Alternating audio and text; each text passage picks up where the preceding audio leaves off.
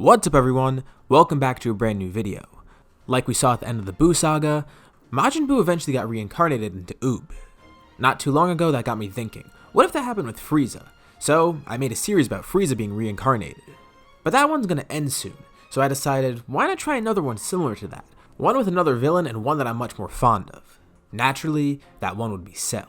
So, how would this work, and what would even happen?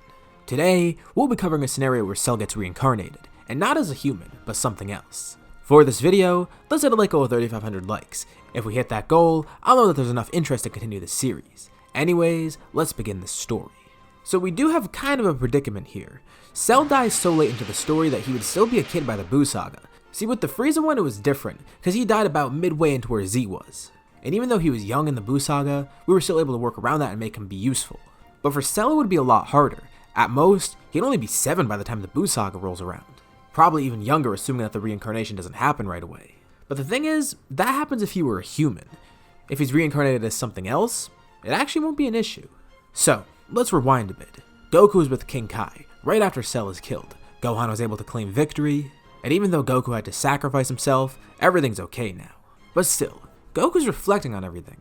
Cell was pretty fun to fight. He enjoyed that whole battle that he had with him, and even seeing Cell's power against Gohan got him excited. It would be great if Cell were somehow able to come back as a good guy. I mean, think about it. All that power is going to waste. Not to mention, it would be great having another strong ally like that, especially someone like Cell.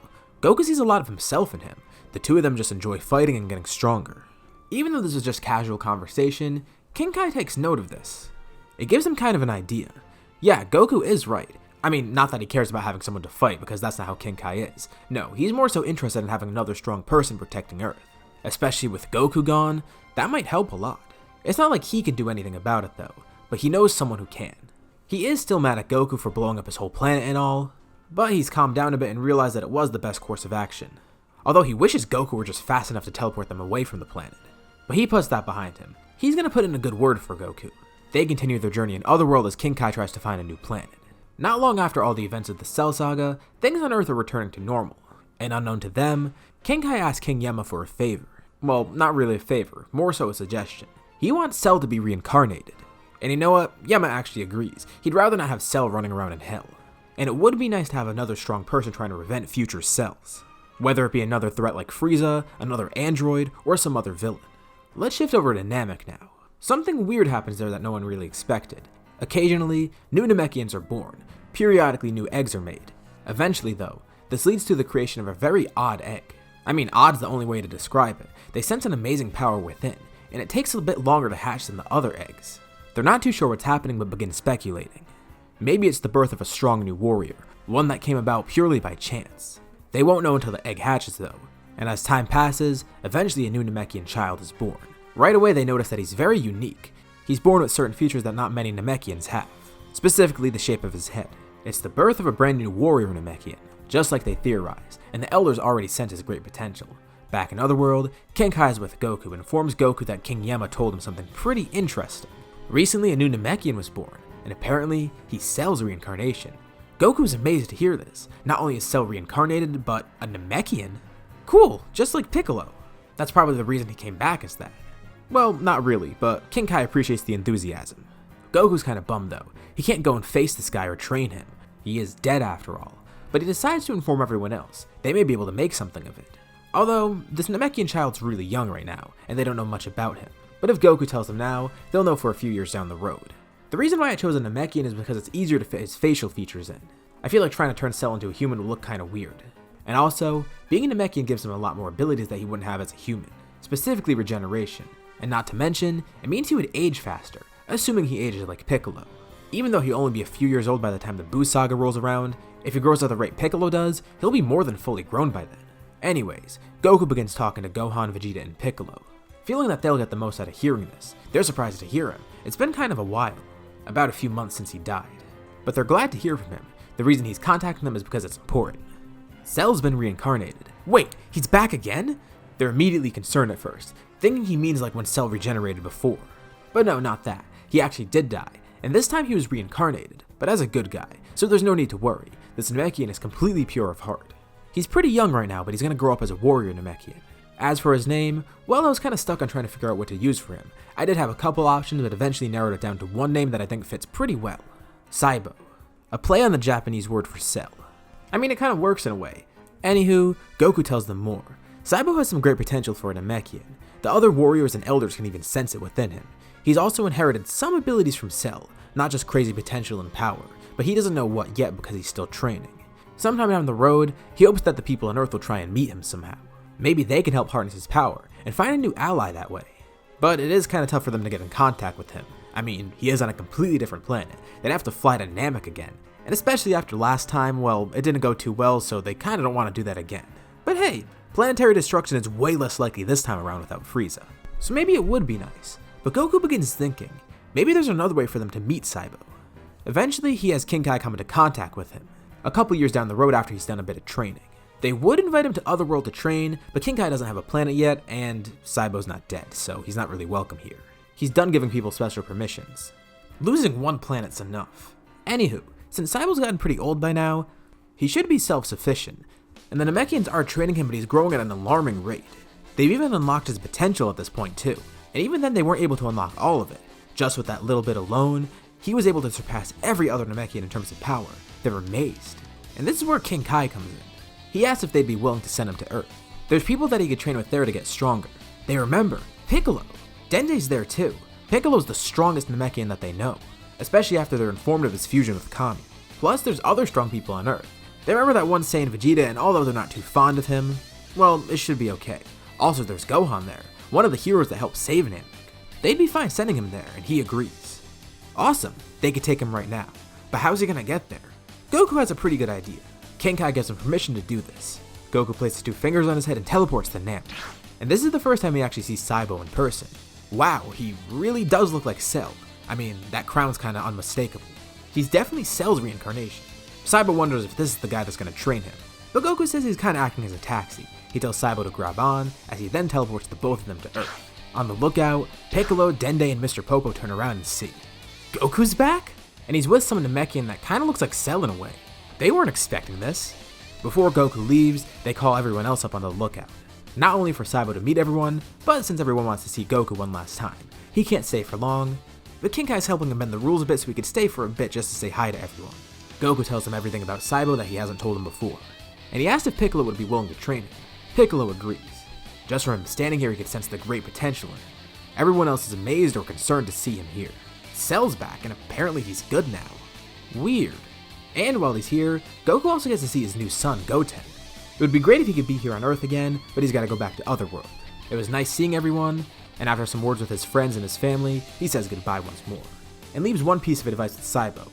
That technique that he used to teleport, he could probably do it too. I mean, Cell could. Maybe Cybo has that somewhere within him. Anyways, Goku goes back to King Kai, and immediately, Cybo begins training with Piccolo. This will be his new teacher. With Gohan there as a fellow student, Piccolo actually encouraged Gohan to keep training.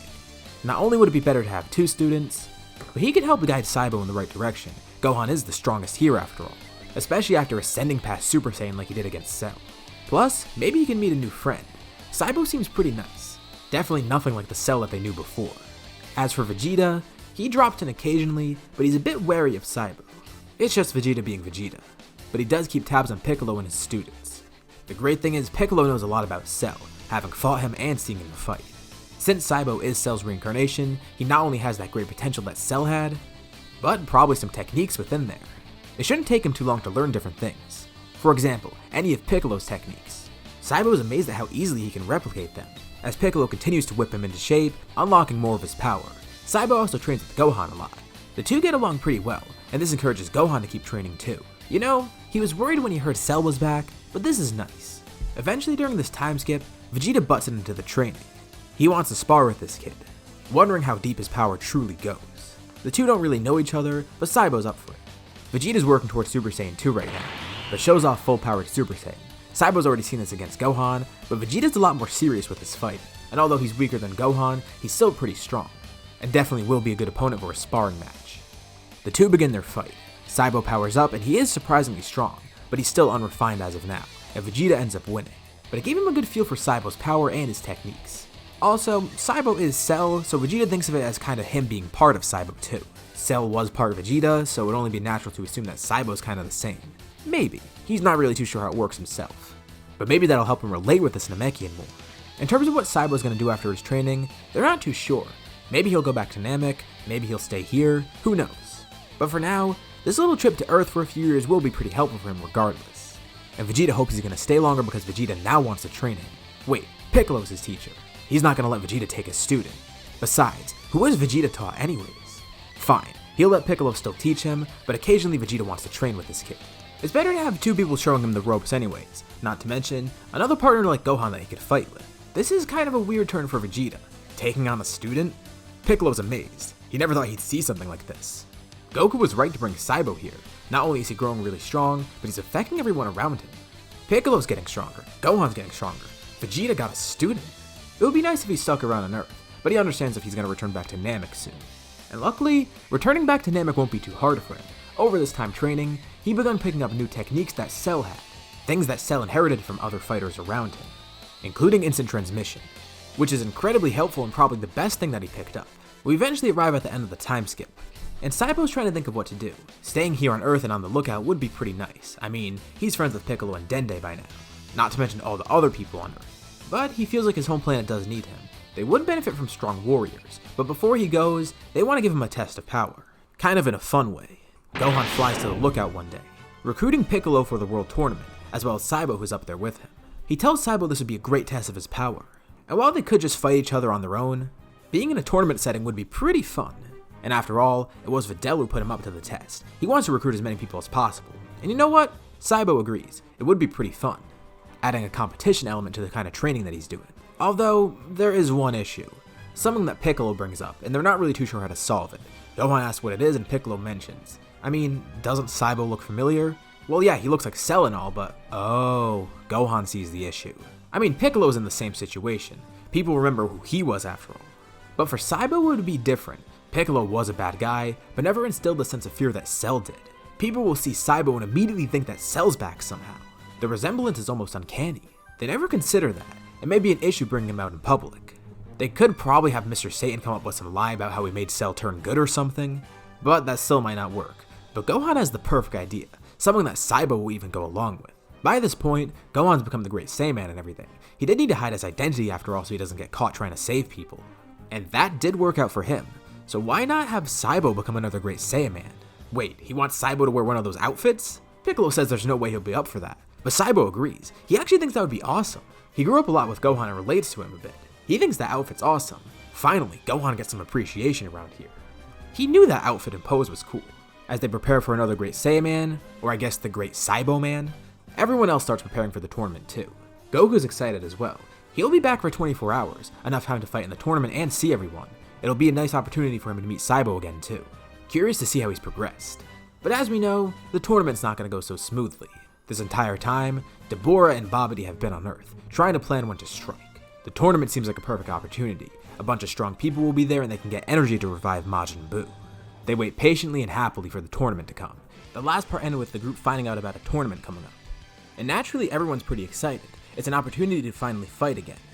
Not to mention, Goku's going to be there too, being able to come back for a day from Otherworld. Although everyone is excited, Cybo is a bit worried because of what I brought up last time. He does kind of need a disguise because otherwise, he may be misinterpreted as being Cell. If he shows up as is, people might think he's a villain back to destroy them. And that won't really turn out too well if he does that.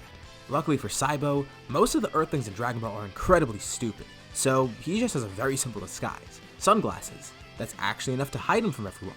Also, he'll be entering under a different name, referred to as the Great Saiyan 2. This will also make him look a lot better because if he's called the Great Saiyan, people will recognize that he's a hero. 2 Great Saiyan entering the tournament will make everyone feel safe and hyped up. Right before the tournament starts, Goku comes back and everyone gets to see him.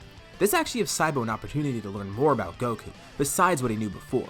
Obviously he is familiar with him, but not too much. He doesn't know Goku nearly as well as anyone else on Earth. So this is a nice opportunity to fully introduce himself, more formally than before. Goku is just as excited to meet him too. He's been watching from Otherworld, thanks to some help from King Kai, and they've seen how well training's been going for everyone. Vegeta and Gohan have gotten a lot stronger, as well as Piccolo who's been training with them because of Cybo. But more importantly, he's interested in Cybo himself. From what Goku understands, Cybo got a lot stronger and a lot more refined as a fighter. and he wonders how well Vegeta did as a teacher. Unless they get to fight during the tournament, Goku hopes that he could fight Cybo one-on-one. He doesn't have too much time on Earth, but he'd like to test Cybo's power and see how he's developed. The group is pretty surprised to see how strong he is. He has trained under Vegeta and Piccolo after all. But no one ever expected Vegeta to be a teacher, and it's pretty surprising how well he did. Not only that, but Cybo is one of the group's strongest, if not the strongest at the moment, thanks to his insane latent potential. And on a more lighthearted note, Cybo actually gets to meet Android 18 for the first time. Or a better way to phrase it is 18 gets to meet Cybo. He doesn't know who she is, but obviously she heard that Cell got reincarnated. It's nice to meet him, but hopefully he doesn't absorb her like Cell did. With all the greetings and meetings out of the way, now everyone heads into the tournament. And the roster is pretty much the same with the exception of one of the random human fighters being replaced by Cybo. And the tournament actually starts pretty normally. It seems like it's going to be pretty fun. At least, until Babidi's group arrives. Sadly, there's not going to be much fighting done, at least not yet, because Babidi's minions crash the party. This all occurs pretty much like normal. Spopovich and Yamu are there, and they try to take energy from Gohan. Supreme Kai antics ensue, and it pretty much goes like normal, with the group going to find Babidi's ship, with Cybo included this time. Cybo's inclusion will change a lot here once he's actually involved. And this first starts when they encounter Dabura. He kills Kibito like normal, and he sees all these really strong fighters there, people he could take energy from for Babidi. A bunch of people he could take energy from. This should be more than enough for Boo, although it might be a little too much. He doesn't know if he could handle all these fighters at once. But luckily he could just spit on someone and turn them into stone, making it a lot simpler. This time he chooses a different prey though. He doesn't want too many strong fighters against him, so he decides to spit on Piccolo and then Gohan, leaving only 3 really strong fighters to face him. They're all led into the ship, and they make their way down like normal, killing Pui and Yakan really easily, leaving only Dabura as the last defense. But Dabura is confident, maybe a little bit too confident, and the person to actually fight him is Cybo. Cybo has a really easy time facing Dabura. The Namekian is actually way stronger when compared to Dabura, and even though he's pretty young compared to Dabura, his experience is still pretty good. This is the first time he really gets to showcase his expertise as a fighter, but he also knows he needs to end the fight quickly, so he aims to do just that, and Babidi knows that this isn't going well. If Dabura dies, they'll have no way to get energy, at least not in any traditional means. But Babidi actually has a good idea. Maybe he could possess one of the people in the group, looking into their hearts to see who he can corrupt. Goku's pure of heart, so that's not happening. As for Cybo, all that evilness from Cell was erased, so that's not happening either. Vegeta is his best potential target, but that's also pretty much out of the picture. Vegeta is aware that Babidi's trying to possess him, and this time he doesn't give in.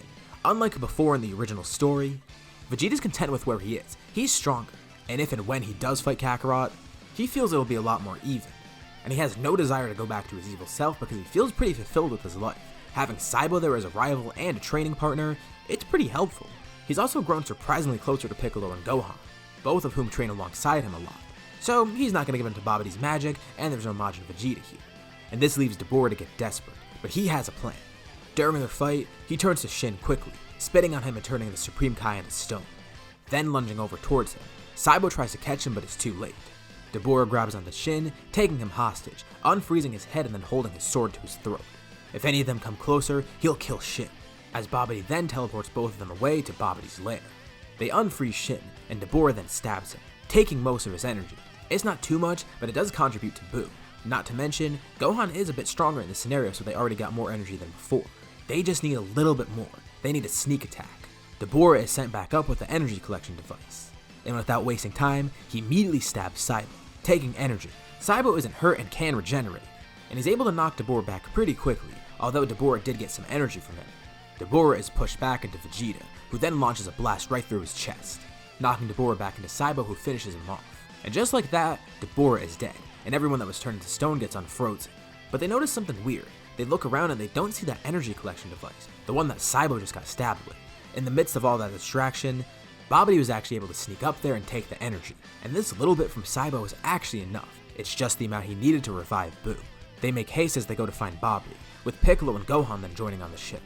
Krillin's there too, but he's kinda scared so he stays back a bit, although he sticks close to the group. They need to find Shin and Babidi before it's too late. Thankfully Shin's still alive, although in bad shape. But he tells them it's too late, as they look over and see Babidi's egg. Steam comes out of it and the entire ship erupts, with the group escaping back to the surface. From the crater where the ship was, a new villain ascends, a giant pink monster with Babidi on his shoulder. Boo has finally been revived. Obviously he doesn't look too intimidating, but his power, that's intimidating. The group all powers up and begins fighting him. They may actually have a shot against Boo. Even though he is really strong, Their powers combined may be more than enough, but they're not too sure yet. They need to gauge Boo's power and his abilities first. At first, they are actually able to deal damage to Boo. They're able to leave a couple marks, but then they find out that he actually has regeneration. Great, another regenerating villain, just what they needed. But this time it's not even like what Cell had, it's way more potent. Boo seemingly can regenerate infinitely, and it doesn't seem like he's getting tired out either. As of now, with their combined power, the group is able to hold him off, but that's all they're able to manage. They're not able to deal any damage or kill him.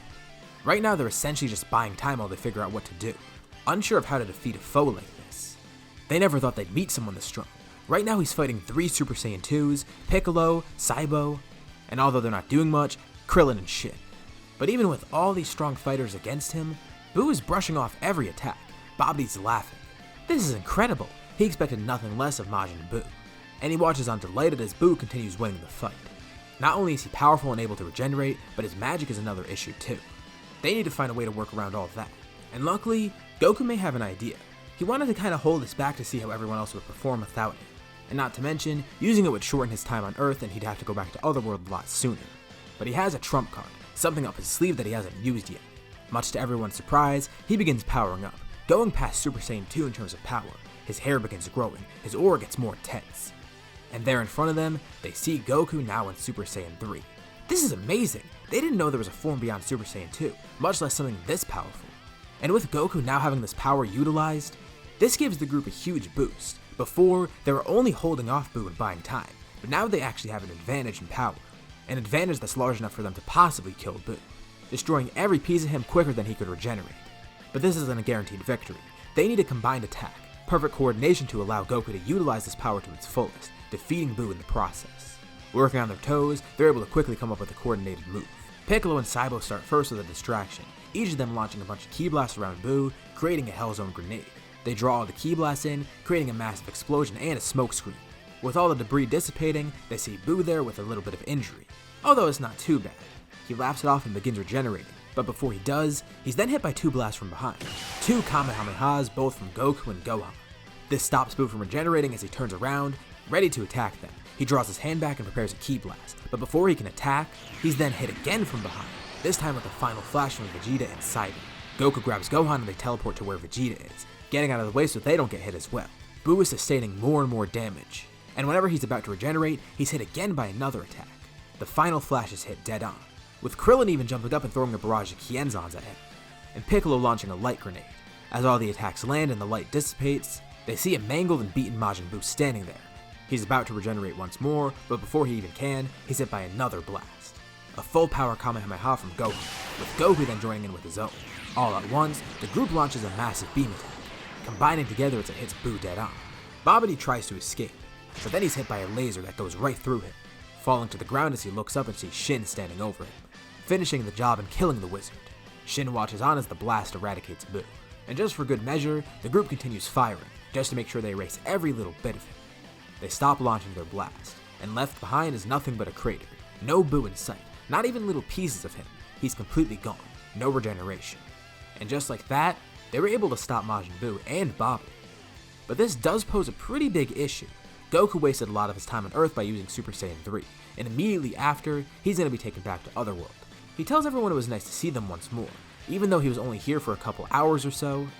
He's content, and he tells them he hopes to see them all again soon. Well, not in Otherworld, but hopes to see them all on Earth again.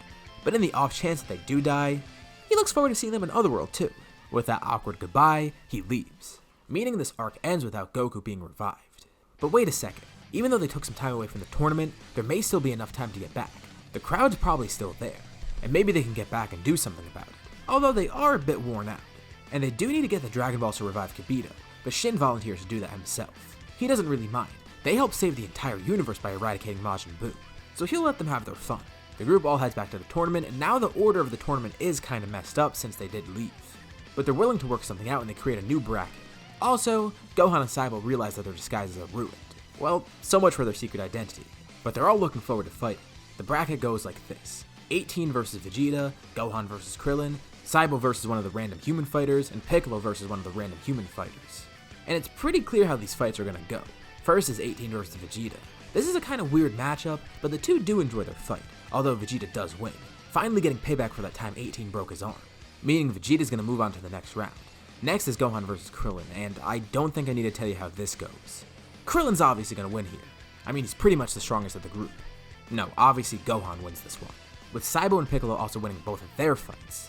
But after this, the bracket gets a lot more interesting. The next fight is Gohan versus Piccolo, a fight between master and student. Considering all the times that they've trained together, they've never really had an all-out fight. Well, at least not too often. This will be a good time to test their power. Although they are a bit weakened and injured from their fight with Boo, everyone is, so it kinda does even things out. Plus it adds kind of a handicap. They're not gonna be at their full strength. Gohan powers up into Super Saiyan 2, and the two begin their battle. This is the first really explosive battle of the tournament, and everyone's surprised to see how strong Piccolo is too. Even though he doesn't have broken transformations like Saiyans, his training alone was enough for him to get stronger, and a lot of that is thanks to him training with Cybo. Piccolo's also impressed with Gohan's power, although he did see a lot of that against Boo. The two enjoy their fight and it ends with Gohan being the victor. Next up is Vegeta versus Cybo, another master versus student matchup. This one's going to be a lot closer than Gohan versus Piccolo. The two are very close in terms of power, and Vegeta's just as excited for this as Cybo is. Knowing Vegeta, they've likely had all-out fights before, and Vegeta's not going to turn down another one. He doesn't want Cybo holding anything back, and he tells him he's going to do the same. Immediately he jumps into Super Saiyan 2, with Cybo charging up and unleashing all his power. The two of them move so fast that no one in the stands can see them. Well, everyone besides the rest of the Dragon Team. Every punch that connects sends a shockwave through the arena, and even though no one can really see it, they're still amazed. They could feel every punch, every impact. The battle even goes mid-air, and it seems the two of them are close to being evenly matched. But Cybo has a lot more abilities that Vegeta doesn't have. He's able to use a lot of different techniques that he's picked up from Piccolo, not to mention some other Namekian traits that he has, like being able to stretch his limbs out. He's not just utilizing power, he's utilizing strategy, and Vegeta's impressed. The fight ends and Cybo takes the win, and now that leads us to the finals, Cybo versus Gohan, a battle between friends and rivals. This should be really interesting, and even closer than Cybo versus Vegeta was, which also was an incredibly close fight. It's a battle of Saiyan versus Saiyan. The two clash, and immediately the entire arena erupts, with all the stone tiles below them disintegrating. They completely destroy the ring just by the two of them interacting. The fight goes airborne quickly, as the two exchange blows mid-air. Gohan's fought with Piccolo enough to know about Cybo's tricks, not to mention, he just watched Cybo fight Vegeta, so he's analyzed Cybo's fighting style and knows how it works. The two of them have trained enough together for him to know this, and he's keeping an eye out for the techniques that he used against Vegeta. Cybo stretches an arm out and tries to grab Gohan. Gohan quickly dodges it, then grabbing Cybo's arm, flipping him over and flinging him down into the ring. He rockets down with a kick and quickly, Cybo jumps up and flies back. Avoiding the kick as Gohan lands. The two jump up once more and begin exchanging ki blasts, making sure to stay away from the arena so they don't accidentally hurt anyone. And now it's time for the two of them to use their beam attacks. Quickly, Gohan charges a Kamehameha, and in response, Cybo uses a final flash, wanting to see if it'll counter them. He could use a Kamehameha too, but it feels more fitting to use something he learned from Vegeta. Electricity sparks throughout the arena. As the two beams hit each other, the two are holding each other back. But while Gohan's focused on launching his beam, Cybo stretches out his leg underneath his beam, as it then curves around to Gohan, kicking his hands. And Gohan's hit head on by the final flash as his Kamehameha launches up in the air. Cybo was able to figure out a good strategy and outmaneuver Gohan. And now the victor is named. Cybo takes the win here. The two shake hands, glad to have had their fight. And despite the tournament being crashed before by Babidi's minions, everything turned out pretty well. Although they're pretty bummed that Goku had to return to Otherworld. Maybe they'll see him again soon though. And with a certain new foe about to awaken, the chances of them hearing from Goku once more are much higher. Of course he's going to be watching this from Otherworld, as well as training himself to get stronger and stronger. He does have a lot of nice companions in Otherworld. Obviously there's King Kai, as well as Bubbles and Gregory, but I'm talking about the other people that he's met there. And with him returning here instead of Earth, that's just more time for him to train with his Otherworld friends. We'll see more of that in Goku as the scenario continues. Back on Earth, things return to pretty much how they were before the Buu Saga even happened. There's no Goku around, so no changes here. Everyone's life resumes as normal. People go back to training, people go back to work, whatever. Almost like a giant pink magical blob didn't attack them a few months ago. Everyone continues their training as normal, with Cybo growing much stronger. And after he adopted that Saiyan identity at the World Tournament, he's actually kind of grown into it. He doesn't really need a full disguise like Gohan does. He doesn't really have an identity to hide. And it seems people weren't really worried about him looking like Cell. So he works as another great Saiyan. Now there's three, Gohan, Videl, and Cybo. I guess that makes him the Great Cybo Man. He thinks it's better than Great Saiyan 3. Of course, this continues for years. Everyone's still training and living their lives like normal. Kinda sucks that Goku's not here though. But like I said, he and King Kai are watching over, and eventually they decide to warn Earth about something. King Kai had a visitor on his new planet, one that actually fought Goku. His name is Lord Beerus. He's looking for a Super Saiyan God and first came to King Kai's world, and he did find a Saiyan there, but it wasn't what he was looking for. But there's a pretty big issue. First, no one knows what a Super Saiyan God is. Second of all, from what they know, Goku's actually stronger than everyone due to his time training in Otherworld, and he was pretty easily defeated by Beerus. Third, Beerus has a temper. So mix those three things together and yeah, it's a recipe for disaster. Before they can even try and figure out what to do, Beerus arrives on Earth. With Whis, of course. Right away, he makes it clear what he's actually here for. He wants to find the Super Saiyan God. Of course there are some Saiyans on Earth, hybrids and one pure Saiyan. And they have Super Saiyan, but they don't know what a Super Saiyan God is. They ask Beerus if he'd like to test out Super Saiyan, but he's fine. He tells them he already fought a Saiyan named Goku who used that same form, and it didn't really do much. Not only is it surprising that he fought Goku, but the fact that he won against Goku. They're aware that Goku's probably way stronger now due to his constant training. So the fact that he lost pretty easily to Beerus, yeah, that's concerning.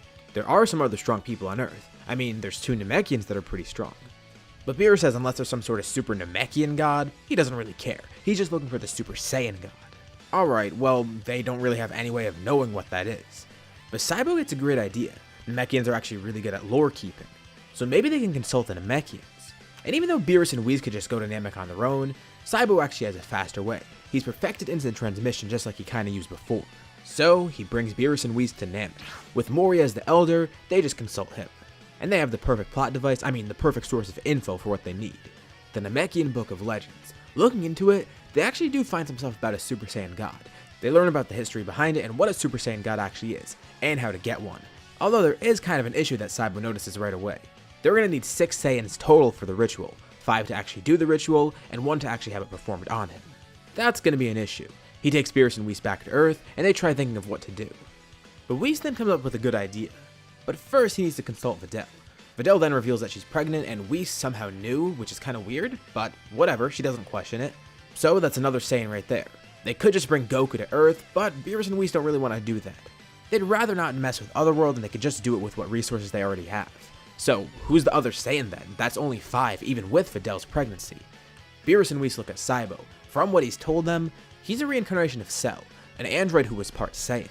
But Cybo thinks that's kind of weird. Isn't that kind of a long shot? I mean, he's a pure Namekian who was born as such. Even if he is Cell reincarnated, would he really have that ability to be a Saiyan? Or at least some of that essence within him? Well, it's worth a shot. And if worse comes to worse, Vegeta does have Tarble, but he'd rather not bring him here either. And if it doesn't work, so what? They have other options. This is just the easiest, and Beerus and Whis don't have to mess with the afterlife. And surprisingly, the ritual actually works. Seemingly when people are reincarnated in Dragon Ball, they do keep all the abilities of their former self. Or at least all the attributes of their former self. We only really have Oob as a reference, but if you look at GT, that's proof enough. He was able to merge with Majin Buu, which shouldn't really be possible. Unless he had the same attributes as regular Majins do. Not to mention all the other abilities he possessed. So who's to say Cybo wouldn't really count as a Saiyan here? I mean, yeah, he isn't really one.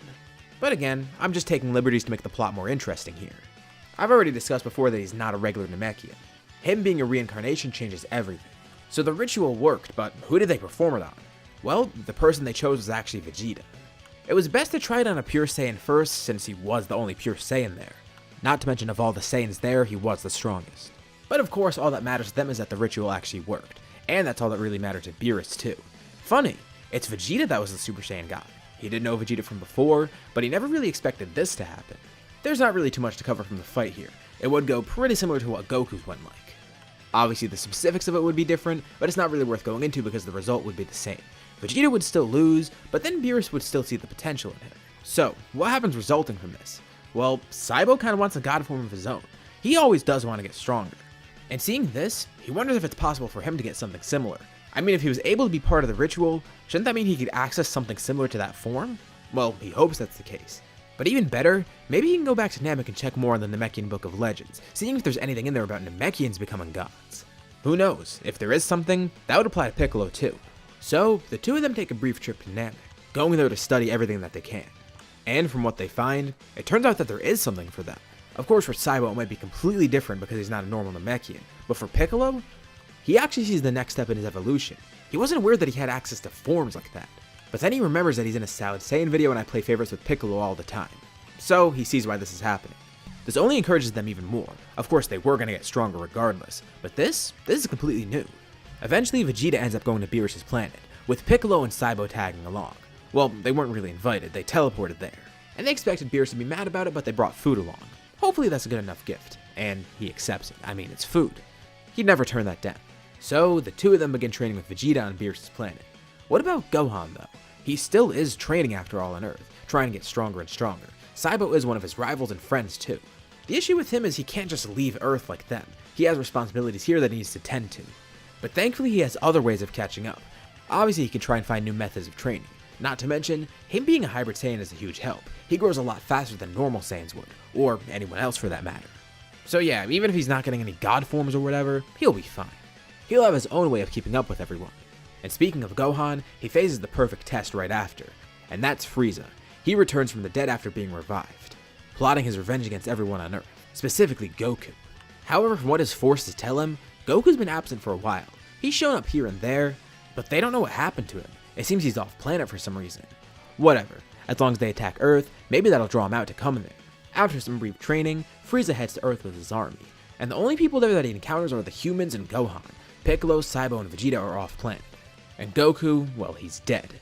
And obviously Frieza's army is pretty easy to take out. It was never that tough originally anyways, and really the only person they're missing right now is Piccolo, so fighting the army won't be a problem. Then Frieza himself steps off the ship, and they notice something very different about him. Of course, he looks the same, but they can tell he's gotten a lot stronger. He's trained. They know that they have to be careful. They don't know how much stronger he is than before, but they know to be wary.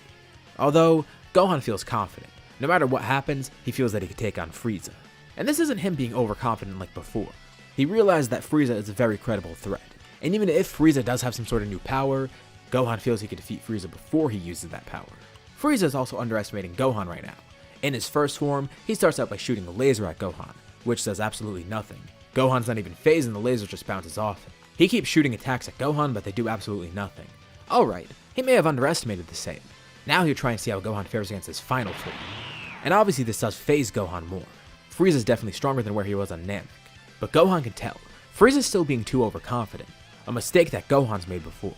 Gohan's going to use this to his advantage. He can tell Frieza's also hiding something, possibly another form beyond this. The way Frieza's acting and the things he's saying kinda implies this, and Gohan picks up on it. So, he has a good plan. He's going to feign weakness for the time being, fighting Frieza in base. He's actually able to somewhat keep up with Frieza, while pretending he's weaker than he actually is.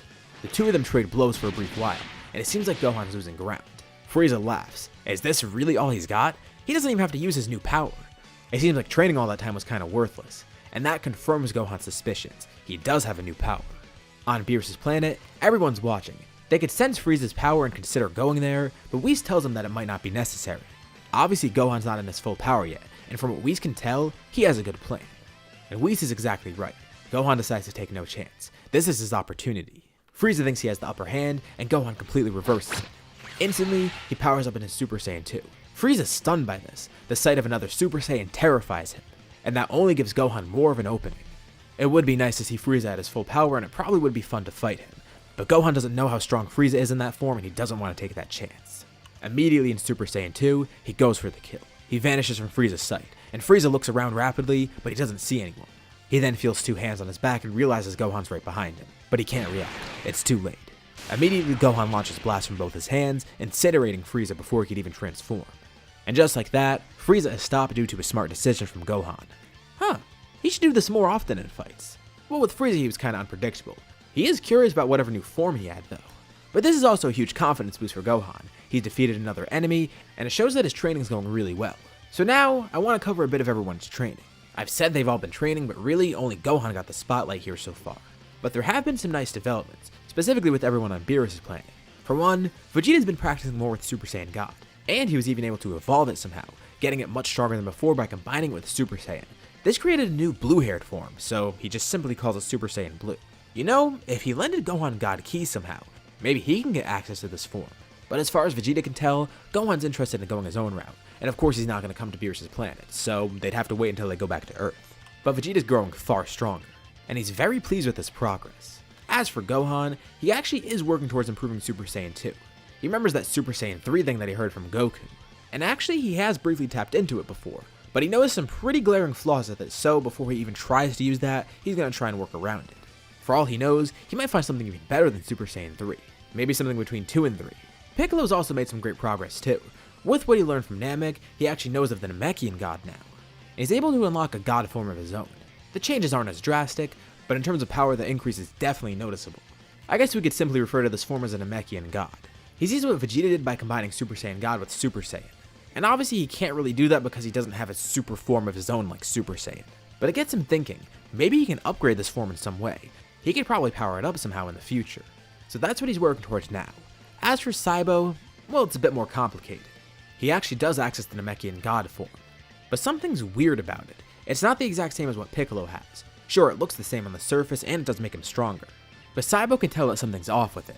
Not necessarily in a bad way, but it's just not the same as what Piccolo has. Since he Cell's reincarnation, his potential is so much different from everyone else. If you look back to my analogy with Oob before, think about how that would affect Cybo.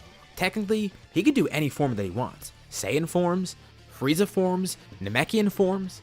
Obviously I won't sit here and give him all those different forms, like I'm not going to make third form Cybo. That would look pretty goofy, but feel free to do it if you guys want. But in all seriousness, he's looking towards getting something of his own. Something really unique that combines basically everything that Cell is made of. No, it's not going to be Golden Namekian Super Saiyan God, but rather just some unique form of his own. For now, he'll be working with Namekian God. And it's great that everyone's getting stronger because the Universe 6 tournament is coming up. Although, there is one more person I want to cover, and that's Goku. Like I mentioned before, he's still in Otherworld training with everyone there. Obviously he's gotten much stronger, even though he doesn't have any god forms or whatever. Consider what he's been doing in Otherworld. He's been there for over a decade. And you don't have to sleep there. He has all the energy he needs and all the time he needs.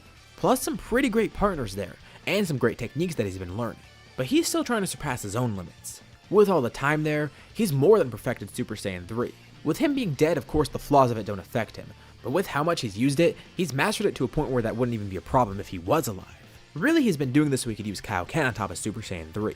And at his peak right now, he's got Super Saiyan 3 with Kaioken times 50, which is hugely strong combined with all his training.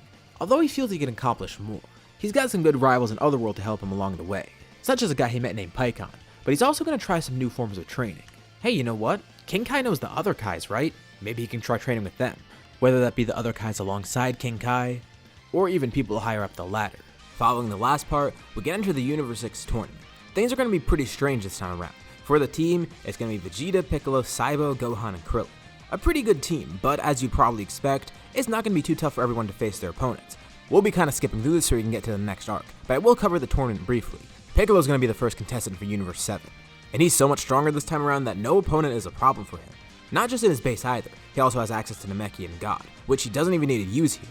At one point, Frost is able to stab him, but as soon as Piccolo feels it, he's able to chop his arm off, regrowing another one before the poison even spreads. And even though they could eject Frost, Piccolo just wants to fight him just to put him in his place, and he wins easily without even transforming. All the matches go this way, and it's kind of a wash. The rest of the people watch on. Damn, they kind of wanted to fight, but if Piccolo's just going to solo everyone, hey, at least they're going to win. And it seems that way up until when Hit arrives. Piccolo eventually does have to go into Namekian God against Hit, trying to figure out his techniques and all. And he does get some knowledge on Hit, but not enough. And he's definitely not able to outpace him. He might not even be able to overpower him. Hit definitely seems like a fearsome opponent. But next up, Cybo's going against him. And Cybo's been working on something since the last part. He's been training more and more, trying to use his Namekian God form, while also trying to combine it with his own physiology. Remember, he's a bit different from everyone else. Since he is a reincarnation, he does inherit abilities from other people, mainly Cell. And Cell isn't just Namekian DNA. He has DNA from Frieza and the Saiyans too. Of course, it's not like Cybo inherited that DNA. But with how reincarnation works at Dragon Ball, like Oob for example, he'd likely retain a similar physiology. And as I mentioned in the last part, his God form is going to be a bit different, at least when he tries to power it up even more. He can take influence from everyone, the Saiyans, Frieza, Cell. Look at Super Saiyan God, look at Namekian God, and although he didn't get to see Golden Frieza, he can even take some influence from Frieza's power, with what little knowledge he has on him. He makes his own form, trying to incorporate all of this at once. It's an evolution, similar to Golden, with godly power, similar to Super Saiyan God and Namekian God. And this is beyond the level of perfection that Cell had, his former self. He transforms, surrounded by a godly aura, and he changes color slightly. Red lightning strikes around the area, and instead of his eyes being red this time, they're actually yellow. It's strange. This form's different, but also similar to Namekian God, both in terms of how it feels and the appearance, but in terms of power, it's definitely way stronger. And he was inspired by the naming of other forms, Super Saiyan, Perfect Cell. Everyone puts a name in front of their forms, so he needs a new name for himself, something creative, something along the lines of super or perfect or something. And given the fact that this is the apex of his power, that's what he's going to call it. This is Apex Cybo, an evolution of power inspired by all of his different parts. Hit's not too fazed by this. His time skip is briefly able to outpace Cybo, but Cybo begins focusing. He waits for Hit to attack, trying to find the perfect moment to parry. As Hit attacks, he keeps analyzing, trying to formulate a plan. He sees Hit's movements, he sees when he's about to move. And at the moment, Hit's attacks aren't doing much, because he's not using his full power. Hit's trying to adjust for this new transformation. Cybo's reflexes kick in. As Hit attacks, he tries to counterattack at the right moment. Hit's surprised. Just as Cybo's attack is about to connect, Hit is barely able to dodge. Cybo's fist flies right past him. But then his wrist does something weird. It moves at a perfect angle to hit Hit right in the face, with Cybo stretching his arm out to make sure the attack connects. Even if Hit can dodge, it doesn't matter. Cybo's able to read his movements now. He's caught up in terms of speed. He doesn't care about any time skip or whatever. And with a combination of his Namekian abilities, he can make this work. He creates after images of himself. And all at once, they jump at Hit. He freezes time briefly, giving him a fraction of a second to react, looking around him and seeing which one's real. He figures out which one's the real Cybo. He throws a punch, but Cybo expected this, countering Hit's attack with a more powerful one. He keeps adapting during the fight. Piccolo watches on amazed, as does Vegeta and everyone else in the crowd. And eventually, he is able to win. It was an interesting experience, and he's glad he got to test out this power, although everyone's a little bit heated because they didn't get to fight. But outside of Hit, most of the fights seem pretty boring to them anyway, so it's not like they really missed much. And Beerus is very happy. He proved his universe's superiority over Universe 6. As I said, we're trying to rush through that arc to get into the next one, which of course is going to involve Zamasu. Although it's going to be weird this time. There's no Goku, which means Zamasu's definitely not going to be stealing his body. And he never saw Vegeta fight. He could take Vegeta's body, but he has no knowledge of him, and he has no reason to actually have a grudge against Vegeta, besides the fact that he's obviously immortal. So if he's not going to be Goku Black and he's not going to be Vegeta Black, what is he going to be? Time passes after the tournament, and Trunks then randomly shows up back in the present again. He's tired out and confused, and everyone's wondering what's going on. At first, Trunks freaks out because he sees someone that looks like Cell, and his ki feels familiar too. But Trunks recollects himself and sees that it's not actually Cell. Wait, who is this? He's filled on everything, and he hears that Cell's reincarnated. Weird, but as long as he's good, that's no concern, and he's a Namekian too. It's not like he's actually a bio-android, designed to kill everyone and all. Okay, but that's besides the point. He needs to explain more why he's here. Someone's been attacking his timeline, which makes no sense. The person that's attacking is someone who's been dead for a while, and they wouldn't really even have a reason to attack. It's Piccolo. Piccolo? That makes no sense. Piccolo's been dead in that timeline for so many years. Not to mention, he was evil before, but nothing would cause him to attack again. He's reformed long since then, so why would he try to attack now, if he even is alive then? The group tries to figure out what's going on, and then someone appears. It's Piccolo. He's wearing slightly different clothing, and he has an earring for some reason. Piccolo looks on completely confused. He feels this guy's ki. It's similar to his own, but it's also different in some way. Unearthly. That's not really a great judgment because everyone kind of has unearthly ki. I mean, they're mostly aliens, but it's a different kind of unearthly. It's like godlike almost. It's strange. It's definitely not his own. Piccolo flies up to encounter him. The other Piccolo chuckles. This is what Trunks refers to as Piccolo Black. Piccolo confronts the evil version of himself. He says that he knows this isn't him. He's some sort of imposter. Piccolo was evil once, and he won't let someone else imitate that. It's been so long since he's reformed. He'd have no reason to actually turn evil again. And he tells him too, if he's gonna imitate Piccolo, at least do a better job of it. A true evil Piccolo would get the job done quickly. This one's terrorizing a weaker timeline. He hasn't even completed his job.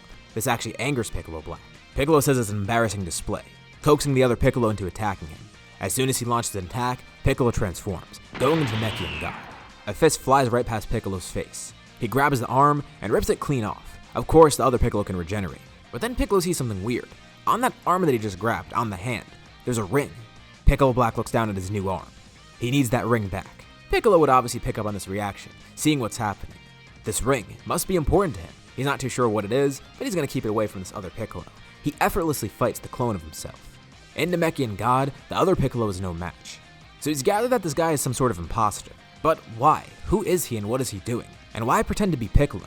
That earring, it looks similar to the ones that Kai's wear. Beerus and Whis then appear nearby, kind of freaking Piccolo Black out. This guy definitely has something to do with the Kais, and Piccolo tries pressing to see what's happening. Piccolo Black can't keep fighting forever. Sure, he could regenerate, but it's not like he has infinite energy to regenerate. Every time he does, he loses a bit of stamina. His attacks do nothing to Piccolo. They don't even land most of the time. Vegeta, Cybo, and Trunks watch on. He's doing this so effortlessly. And the funny thing is, Piccolo's not even the strongest of them. That would be Vegeta or Cybo. This guy won't be any real threat, but Piccolo's just trying to get info out of him. He could finish this fight right now, but he wants to know who this is. Eventually, Piccolo Black budges, explaining. He senses something nearby and begins smiling. He's right, he isn't Piccolo. This is all part of the Zero Mortals plan. This is actually Zamasu, a Kai from another universe from another timeline. After witnessing the Universe 6 tournament, he was infuriated by the mortals' display of godly powers, mostly towards Piccolo. Piccolo was immortal and he was using the powers so effortlessly. He didn't need to transform for half the fights, but when he did actually transform, he was using godly ki like it was nothing. Of course, Cybo did display some godly ki too, but his was also partially a mix of other forms as well. It wasn't fully godly power that he was utilizing. Zamasu was more infuriated at Piccolo. He was only using godly power.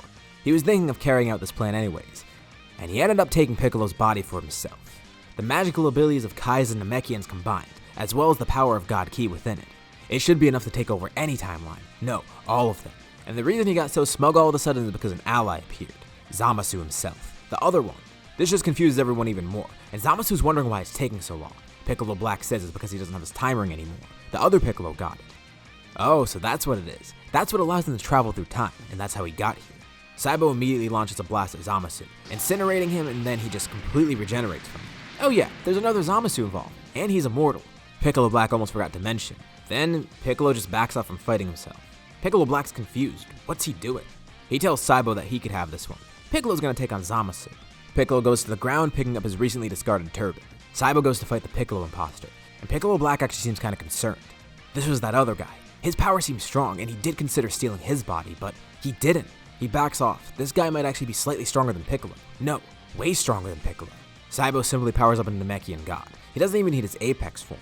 He looks to Piccolo. Is it alright if he gets rid of this guy? Piccolo said it should be fine. Right. Cybo smirks. Before Piccolo Black can even react, he's hit by a massive blast that completely incinerates him, killing him right on the spot. Zamasu watches on in horror. They did it that easily? Well, it's fine. He is immortal after all. That other guy should have become immortal. It was stupid of him not to. And Zamasu still has a method of escape. He could use his time ring.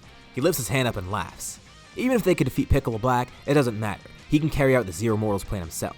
And just as he's about to create a portal, he's then sucked up by a wave of energy. Piccolo's on the ground. His turban is in front of him. And he's using a Mafuba. He seals Zamasu away. Who cares if he's immortal? He could still be sealed. It was good that he had his turban there. That'll act as a makeshift container. Well, is that it? Is there any other surprise Kais in Trunks' timeline that are trying to destroy everything? Doesn't seem like it. That seemed to be the only two threats. Alright, cool. They basically avoided this arc. Sure, Trunks' timeline still did face some destruction, and maybe some of the damage is irreparable. But what matters is that the timeline is saved again. If they made it through the androids, they can make it through this. As long as Earth is still intact and there's still people there, Trunks is just glad that there was something left to save. It's not like the entire timeline was erased and everything was for nothing. That would be terrible. Right? Trunks does stay back here for a bit, catching up with everyone trying to figure out what's been going on here. Also interested to learn more about Cybo. But eventually he does have to return to his timeline, thanking everyone for their help and going back there. While Beerus and Whis are going to deal with Zamasu in this universe, they need to make sure to inform Gowasu in case he dies soon. They're able to deal with 2 Zamasus and they don't really want to deal with a 3rd. But we still got some time in this part. After the Universe 6 tournament, Zeno was definitely interested. Sure, there's not 2 Zenos here, so if anything, he's going to be even more bored. He's been thinking of doing another tournament, and now might actually be a good time. He has nothing else to do. And he doesn't need anyone to remind him either. At some point, he's just going to remember himself. This is going to be the only way to satisfy his boredom. So, he announces the Tournament of Power. Teams of 10 fighters from 8 universes are all going to fight in a battle royale. And that gives Universe 7 a brand new task. They need to find 10 fighters. Well, that shouldn't be bad. They found 5 for the Universe 6 tournament. All they need is 5 more. They could pretty much count on that same team they had before. Piccolo, Vegeta, Cybo, Gohan, and Krillin. Everyone's been training, and some have even unlocked new realms of power. Of course, they didn't really get to try them out yet. But this tournament will be a great test for all of them. Outside of Krillin, the other 4 fighters all have their own unique paths of power. They've all been working towards something unique for each of them. And this could be pretty fun. Then, they all hear voices in their head. It's a familiar voice that they haven't heard in a while. It's Goku. Goku's contacting the group. He's heard about this already. Word got to Otherworld, and as soon as he heard it, he tried to get into contact with everyone. He asked them to let him join, but how's that going to be possible? He's dead. Well, considering the universe is at stake, maybe they could work something out with Baba. And they do know that weird god and angel guy, too. Can't they pull some strings? Well, maybe. They talk to Beerus and Whis and they say, yeah, they could try something. And Goku says if they need another contestant, he knows someone else that they should have join. He's met a really strong friend here in Otherworld, so not only would it be great for him to go back, but his friend can join him too. He's probably just as strong as Goku. Well, at least at some points he is. He did make for a good rival here in the afterlife. So besides the 5 that I mentioned before, they only need 3 more fighters. They're able to get 17, 18, and Tenshinhan on the team as well. For 17 and 18, they knew that Cell got reincarnated. They would have definitely heard by now. Well, at least for 18. And they're actually not too fazed by the fact that Cell is on their team, or a reincarnation of him. They were actually kind of concerned that the androids might overreact, but they're pretty fine with this. They know it's not Cell, and he's definitely reformed. I mean, he's been on Earth all this time and hasn't caused any trouble. Cybo is clearly very different, and after all, these two were evil beforehand. If they were able to change, they're not too worried about a reincarnation of Cell being good. Alright, so now they just gotta wait for Goku and that other mystery fighter. Baba brings them to Earth, and everyone's elated to see Goku again, but someone else appears behind him. Piccolo and Cybo are pretty shocked to see him. Why does he look like a Namekian? And Pycon's just as confused. Why do they look like him? Well, he's not a Namekian, and they're definitely not part of his race. It's just strange, they all look like bootleg versions of each other. But no one addresses it. That would be a little racist, kinda. Even though Pycon is a knockoff Piccolo. Anyways, the group gets to learn more about him. As Goku said before, Pycon is pretty strong. I mean, he has been his rival in the afterlife. For all these years, they've been training together, pretty much non-stop. Goku has a bunch of great power that he wants to show off for himself, but Pycon also does too. But Goku's also interested to see how everyone else has grown, mainly Vegeta and Gohan. He knows Vegeta's been doing some fancy godly training, and as for Gohan, he's been training on Earth working towards something different. This is going to be very fun, not just for the fight itself, but seeing how everyone's grown. They've all done unique training for themselves. And Goku's going to have some surprises in store, not only being able to surprise everyone else, but getting surprised in terms of everyone else's power. The tournament of power finally begins. Goku and Pycon are amazed to see the other fighters, not just the people in their universe, but everyone else here too.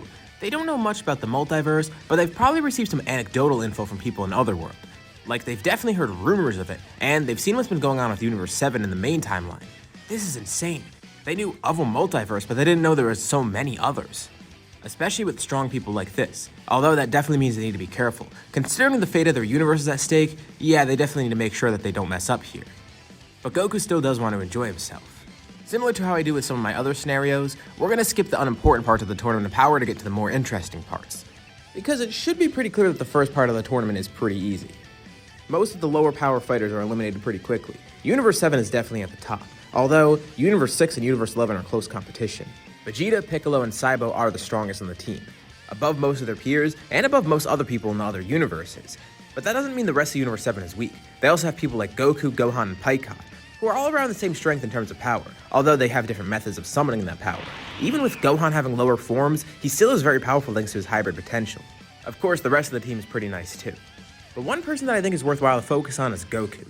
We talked about him a bit before in the other parts, but not really too much. Here, he has Super Saiyan 3 Kaioken. He's perfected Super Saiyan 3 to such a great level that it has no sort of issues at all. Of course, it has even less issues since he's dead, but here, he's powered it up to an insane level, and on top of that, he can stack Kaioken on it. Here, he's been focused on using Kaioken more and more, thanks to some support from Pycon. He showed off Super Kaioken to Pycon a long time ago, and decided he wants to work on improving this. He doesn't know how far Kaioken can go, and he wants to see that limit. He's pushed it to insane levels already. He remembers back to a time when times 20 was too high for him. But here, he can go to multiples of a couple hundred, while in Super Saiyan 3, by the way. It keeps improving so much that he can't even keep track of the multiplier at some points. It's pretty ludicrous, but Goku likes that it's ludicrous like this. As for Pycon, he's strong regardless, but here we're gonna give him something to buff him even more. Just like he has in Dragon Ball Heroes, we're gonna give him his own form here, Super Pycon. Although, the form isn't really too much different from normal, so you can't really tell that he's in it. I mean, so far, I think all you've seen is that it has lines under his eyes, and that's really it, but hey, at least that kind of distinguishes it. So, that's his ultimate transformation. He and Goku are way stronger than people could have expected, but considering they're training 24/7 in Otherworld, yeah, that kind of makes sense. Speaking of Pycon, he ends up fighting Kale and Caulifla, which is a pretty weird matchup.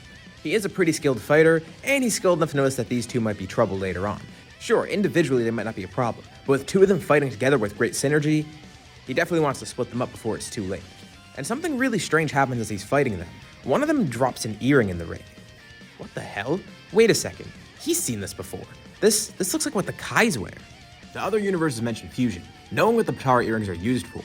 Goku and Pycon are intrigued. They know of fusion, but with earrings? No, they've never heard of that before. It seems much more convenient than having to do a dance in the middle of a fight. Strange, but cool. Everyone questions it, and this causes Zeno to even intervene, saying that it's fine if they have the Potara earrings, as long as they're actually going to use them. Potara earrings?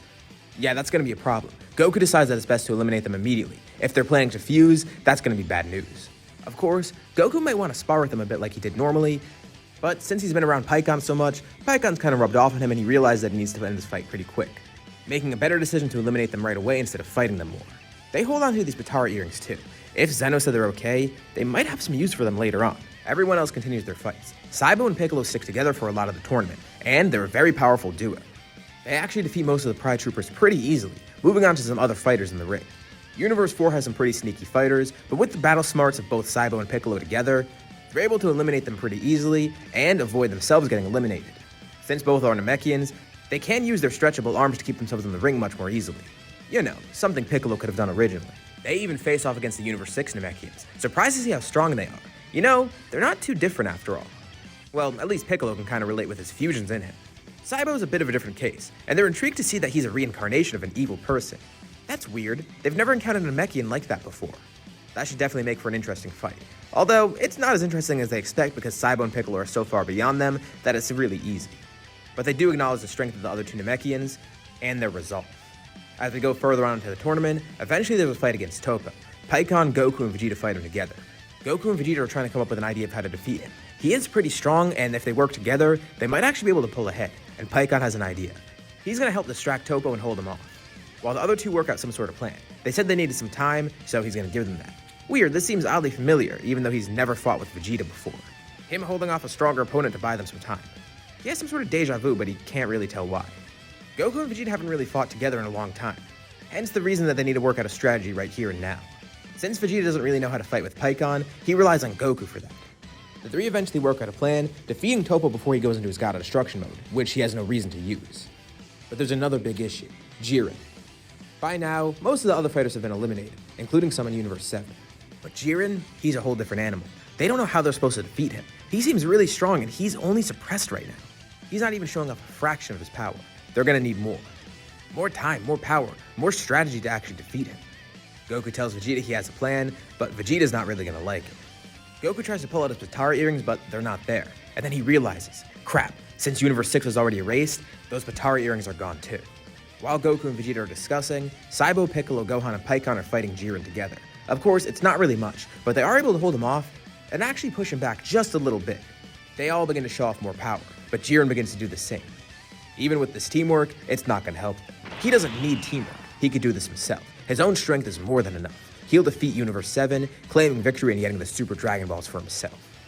Gohan and Piccolo end up getting eliminated pretty quickly. Piccolo does have one last idea though, thanking the other two Namekians for giving him this idea. He stretches an arm out really quickly. He knows if he tries to pull himself back into the ring, the second he does, Jiren's gonna knock him off even farther. So instead of risking that, he's gonna try to use this opportunity to fuse into Cybo. His arm reaches Cybo. Cybo doesn't know what he's doing. But right before Piccolo can even start the process, Jiren slices his arm off and then launches another massive blast to fully knock Piccolo away. Damn, that would have definitely done the trick. But at least it did distract Jiren for a bit. Buying some more time for Cybo and Pycon. They wonder where the other two are. They haven't seen Goku and Vegeta for a bit, but Piccolo wasn't the only one who thought of fusion. They look over in the stands. Shin and Beerus suddenly start cheering. They sense a massive power surge nearby. It's Goku, Vegeta. No. It's not a separate power, it's both of them combined. Even stronger. Even though the Potara from Universe 6 are gone, they still had Shin there, who gave them his Potara earrings. Zeno said it was okay after all. And a new fighter jumps in front of Pycon and Cybo. He chuckles. This fighter introduces himself as Vegeta, immediately powering up, although it's kind of weird.